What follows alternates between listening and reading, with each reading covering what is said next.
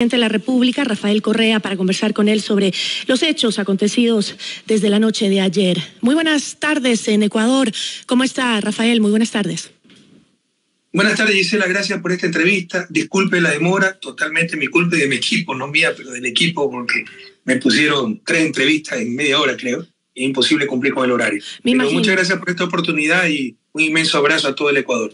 Me imagino. Más bien, muchísimas gracias por haber atendido nuestra entrevista. Expresidente, usted ya ha dado algunas declaraciones sobre lo sucedido, ¿no? Usted ha mencionado en varios informes que he leído su preocupación sobre lo que sucedió y sobre la extracción del ex vicepresidente Jorge Glass, quien ha sido sentenciado, ha tenido 2 sentencias ejecutoriadas y tiene también un llamado por Fiscalía en otro caso con la justicia ecuatoriana. He escuchado también mucho hablar a la bancada correísta, a la bancada de la Revolución Ciudadana, sobre el fortalecimiento de la justicia y las instituciones de nuestro país. ¿Por qué? ¿Por qué no enfrentar a la justicia? Pero no lee las noticias, que estamos entre los peores sistemas de justicia del planeta. ¿No ha visto qué fiscal tenemos? Que evidentemente ganó con trampa, plagió su tesis, pero mientras persiga a correístas, no hay problema. ¿Qué debió proceso haber en Ecuador? Además, si estamos enfrentando a la justicia, en mi caso, como residente de Bélgica, he estado bajo la jurisdicción de Bélgica, de aquí me he defendido y le he ganado absolutamente todo, y a tal punto que me otorgó asilo político Bélgica, y eso significa que somos perseguidos políticos y que los corruptos son ellos. Entonces, creo que las cosas están muy claras, y creo que hay que contextualizar también. La primera condena contra Jorge Glass, que se reconoció que no había prueba, ya fue anulado ese caso, Lava Jato en Brasil, por utilización política. Ya tiene la sentencia en Ecuador, pero no pasa absolutamente nada. El segundo caso, el caso de soborno, fue un montaje pues esta señora con cuadernos falsos, testigos falsos, y como no tenían de qué acusarnos, la sentencia dice, por ejemplo, que Jorge Glass y yo dirigíamos el sistema de compras públicas. Y los presidentes, el vicepresidente no dirige el sistema de compras públicas. Y ni aún así tenían para acusarnos. Dijeron que había dirigido una organización criminal por medio de flujo psíquico. ¿De qué justicia estamos hablando? Y por último, le abrieron un caso que lleva 5 años, reconstrucción del terremoto que ocurrió en Manabí, que eso también es una ilegalidad, no hay seguridad jurídica. La ley dice que 2 años máximo, me parece. Lo tienen abierto eternamente para que si te portas mal, te lo reactivo. Y se trata de un caso porque no están de acuerdo con la obra que se hicieron, que no están de acuerdo con el Parque Las Vegas en Puerto Viejo, y te meten en juicio penal y orden de prisión. ¿De qué justicia estamos hablando, Gisela? Economista, hace me parece que un par de horas, la Revolución Ciudadana, su bloque en la Asamblea y también la ex candidata a la presidencia de Ecuador, se presentaron en una rueda de prensa para decir su posición frente a los hechos y la reacción del gobierno con la Embajada de México. Han dicho que obviamente se rompe esa alianza que tenían en la Asamblea Nacional, han dicho que van a hacer oposición, incluso le han pedido la renuncia al presidente Daniel Noboa. ¿Qué quiere decir esto? ¿Acaso la Revolución Ciudadana decide sobre la legislación de un país únicamente fundamentándose, economista, en el estado jurídico de sus líderes? No le entiendo bien la pregunta. Nosotros nos fundamentamos en el estado jurídico de nuestros líderes, nos fundamentamos en la verdad. ¿Por qué tenerle miedo a la verdad? ¿Por qué rechazan las reformas del COI? ¿Por qué rechazan una comisión de la verdad?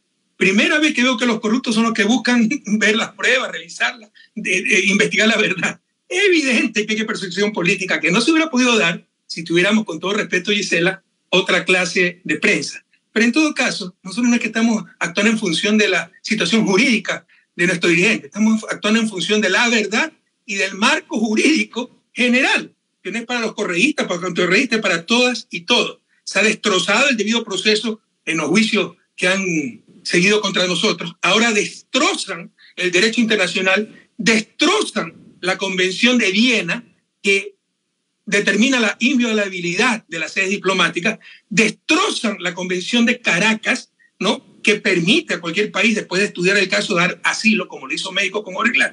Entonces, estamos defendiendo el marco jurídico, estamos defendiendo la verdad, que nosotros seamos víctimas de estos abusos. Bueno, por eso vamos a dejar de defender la justicia y la verdad.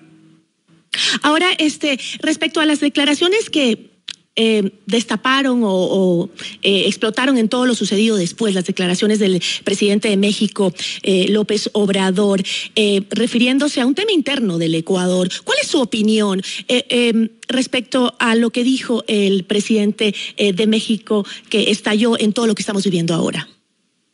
Es que dijo alguna mentira el presidente López Obrador. Entonces, o sea, estamos en una situación de locura.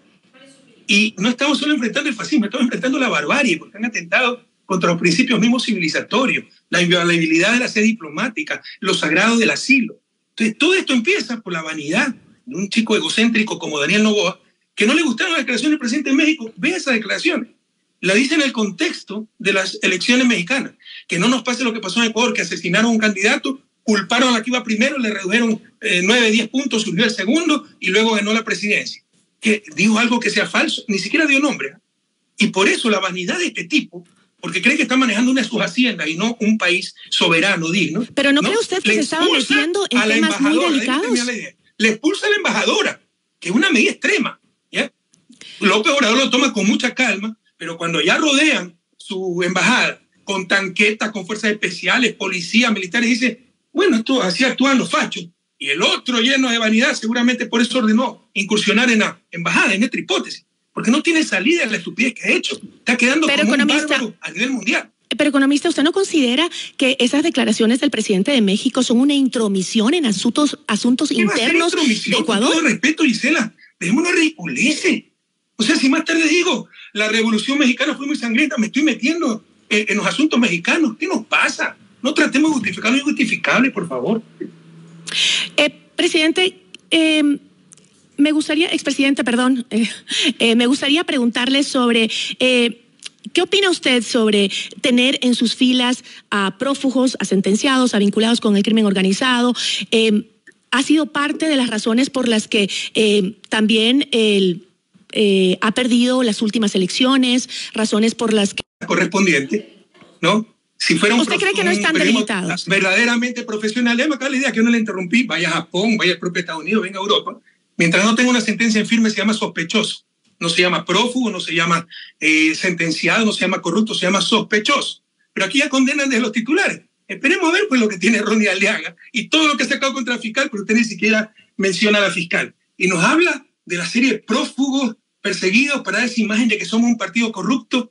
En 10 años han buscado y rebuscado, como dicen en mi tierra, por todos lados. Y cada vez que buscan el dinero mal habido, encuentran el de ellos. Y miren los últimos 7 años todos los escándalos de corrupción, pero encubiertos por una fiscal corrupta. Y ahí la prensa no dice esta boca es mía. Entonces están siendo muy sesgados en información, diciendo verdades a medias que son doble mentira. En 10 años, por supuesto que vamos a tener casos de corrupción. Otra cosa es permitir la corrupción. Ahora sí se permite generalizadamente la corrupción. Pero ¿no le llama a usted la atención que un miembro de sus filas como Ronnie Aliaga haya mantenido una supuesta estrecha relación con la fiscal general, quien usted ha presentado como una enemiga política? Por supuesto pues que me llama la atención. Pero y también un delito de tal vez una falta de lealtad de Ronnie Aliaga, mientras nos perseguía esta mujer tener esa relación tan cercana. Pero es un delito de la fiscal, porque le anticipaba lo que iba a hacer. Los voy a acusar de esto, el FBI está investigando esto, mejor sal del país, te voy a implicar en este caso, si no dices esto te forjo una acusación. Y eso no dicen nada. ¿Qué nos pasa, Gisela? Pero no le están haciendo daño a nosotros, ¿entienden? Que le están haciendo daño a la patria. Tiene que ser más objetivo en estas cosas. Economista. Ahí el error garrafal, lo que sí es delito, es gravísimo y moral, es lo que hizo la fiscal, no lo que hizo Ronnie Aliaga. Pero no hay una responsabilidad de los partidos políticos cuando suceden estas cosas, cuando están tan vinculados con temas, igual que el Social Cristiano, que también tiene miembros de su partido vinculados a estos casos de corrupción tan terribles. ¿No hay una responsabilidad de decir quiénes están dentro de nuestras filas? ¿Hacer una depuración? Siempre hay responsabilidad, pero si tenemos un bloque, somos el bloque más grande del país, 51-52, es que usted lee el pensamiento de la gente. Si tenemos 50 y pico alcaldías, si tenemos 9 prefecturas, por supuesto que algo puede salir mal, pero de ahí generalizar. Eso muestra una gran incultura política, incultura en general, y perdóneme, se rompe las reglas deontológicas del periodismo también. Pero, economista, usted ha dicho que que este daño que se les hace a ustedes es el daño al Ecuador, usted ha dicho. Le preocupa la situación que vive el país. ¿Cómo puede el bloque que usted acaba de mencionar es el más fuerte del país? Porque si bien es cierto, la Revolución Ciudadana tiene un partido fuerte, un partido estructurado, creo que el único partido estructurado realmente en el país. ¿Cómo puede decidir, en base a lo que ha sucedido ayer, decidir hacer oposición cuando estuvieron los meses primeros del gobierno apoyándole en todos los proyectos económicos urgentes? ¿Cómo eso no es hoy cierto, simplemente por lo que pasa? Empezó esta entrevista diciendo que estamos minimizados, que hemos perdido, obviando que estamos Perdieron una los líderes elección, que no me permiten ser candidato, que en plena pandemia, horas antes de mi inscripción, me sacaron una sentencia de influjo psíquico para quitarme los derechos políticos, así hicieron presidente Lazo, obvia todo aquello. Deberían estar explicando cómo no nos han destrozado, pese a toda la persecución y toda la ilegalidad que han cometido contra nosotros, ¿no? Pero en todo caso, tampoco es cierto que tuvimos una alianza en todo. Fue una alianza condicionada, transparente, a la luz del día, porque no hay mayoría pues, en la Asamblea. Porque entre tantas trapacerías que han hecho para perjudicarnos, cambiaron el método de asignación de escaños, no les importó atomizar la Asamblea, lo cual hace perder gobernabilidad y permite legisladores de alquiler, pero le hicimos daño al correísmo, ¿no? Entonces, cuando uno tiene mayoría, hay que llegar a acuerdos, peor que en la situación que estaba el país, pues una situación de los países más violentos del planeta, se nos desangraba la patria. Acuerdo claro, básicamente legislativo, y para leyes una por una, siempre y cuando nos presentaran los proyectos con anticipación. Nunca nos presentaron esos proyectos.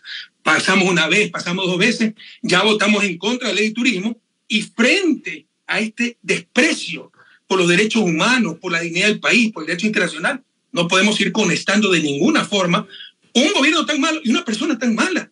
Porque perdóneme, Daniel Noboa está demostrado que es mala persona al enseñarse así con Jorge de Glass, al enseñarse así con el hijo de la vicepresidenta para obligarla a renunciar, mandarlo a La Roca, por $1.500 que supuestamente pidió, mandarlo a La Roca, a una prisión de alta seguridad en otra ciudad que no es la de él, porque él es cuencano, y no dice esta boca es mía cierto periodismo. ¿Qué nos pasa, Gisela?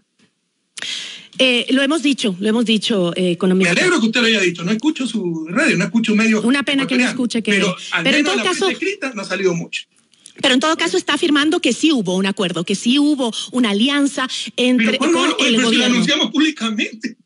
¿De qué estamos hablando? ¿O acaso no dijimos, hemos llegado a un acuerdo para estructurar la Asamblea? ¿Van a buscar formar una nueva mayoría? Para el Partido Social Cristiano, una vicepresidencia para nosotros, los miembros del CAL. ¿Dónde está lo malo de eso? ¿Dónde está lo satánico de aquello? Ahora, van a buscar una nueva mayoría para fortalecerla y aprobar o sea, tener más fuerza en la Asamblea, porque se habla también que entonces se empezará por el otro lado a formar otra mayoría, sin ustedes. Que lo hagan. Nosotros estaremos con la verdad, con los principios, con el bien común. Ellos estarán con sus componentes y sus coyunturas en función de grupos, de bolsillos. La única razón de ser, legitimidad del poder político, Gisela, jóvenes que nos escuchan, es el bien común. Tengan la certeza. Nosotros no tenemos hacienda, no tenemos offshore, no tenemos banco. Eso es lo que siempre hemos buscado, el bien común. Y por eso debemos estar solos, como ya lo hemos estado, luchando contra todos, unidos. ¿Pero usted cree que pedirle la renuncia a un presidente es democrático?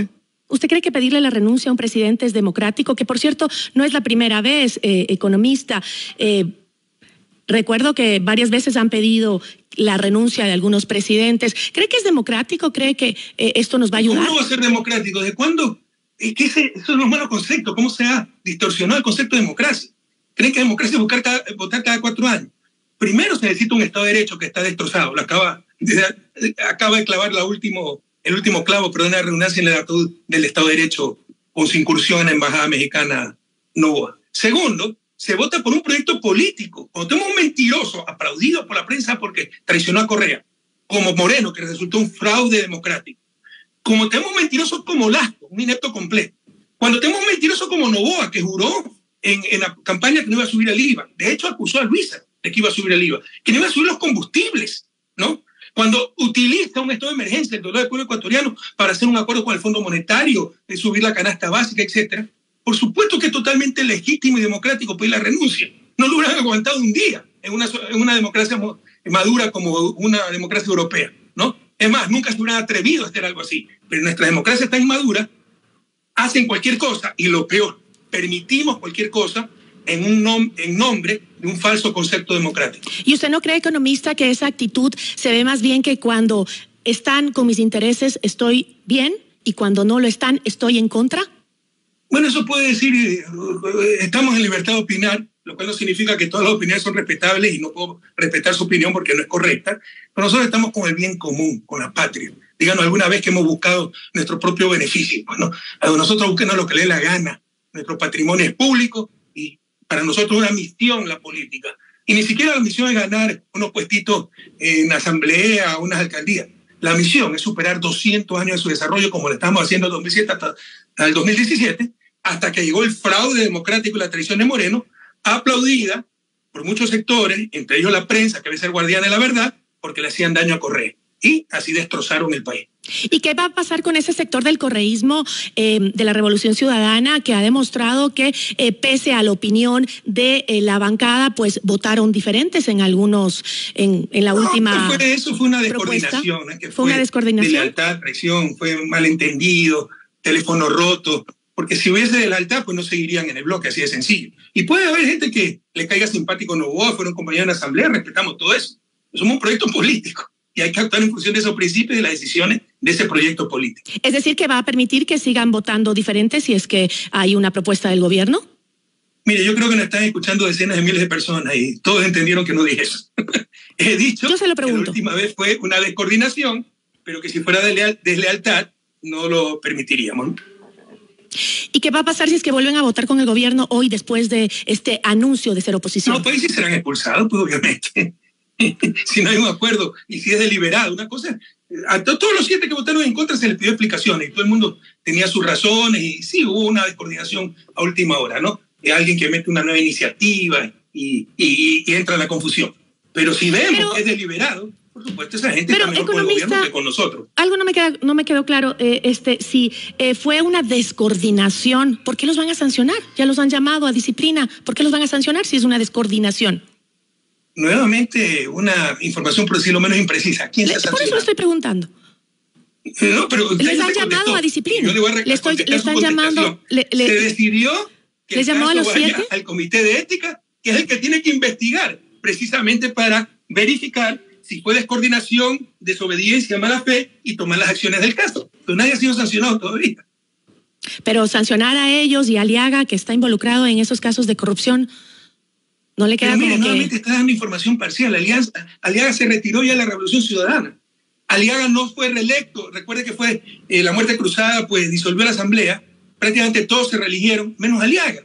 Entonces ya se tomaron acciones. ¿Pero qué quiere? ¿Que lo crucifiquemos más aún por las acusaciones de una mujer sin ninguna credibilidad, corrupta, como Diana Salazar, o de cierta prensa que cree que se juzga de los titulares? Nosotros respetamos el debido proceso y la presunción de inocencia, que es un derecho humano, no es algo que se nos ocurrió, es un derecho humano, principio de la Carta de Derechos Humanos de Naciones Unidas. O sea que su bloque irá condicionado ahora a la Asamblea, a decidir en la Asamblea. ¿En qué sentido condicionado?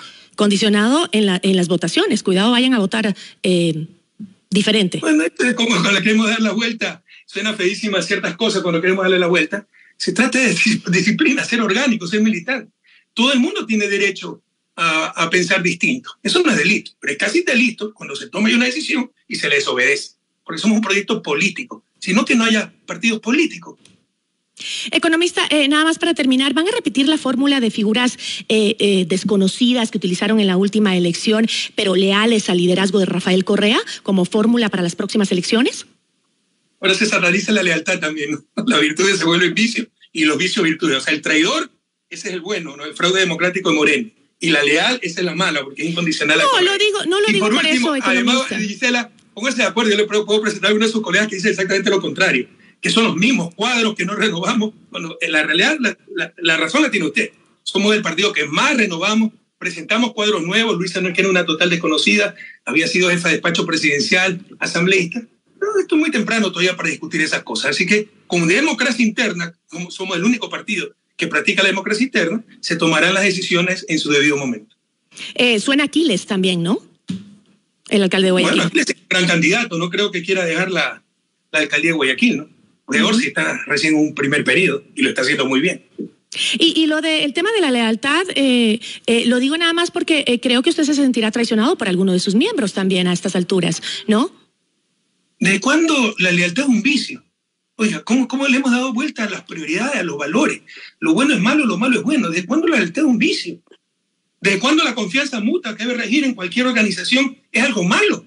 No es malo, es bueno. Precisamente estamos como estamos y le puedo decir que una de las grandes causas de su desarrollo, la falta de confianza mutua en nuestra sociedad. Porque con todas las trampas que enfrentamos día a día, se rompe esa confianza mutua, todo el mundo desconfía de todo el mundo y así no avanzan los países. Yo le agradezco mucho por este espacio, por permitirnos conversar con usted. Yo también le agradezco mucho, Gisela.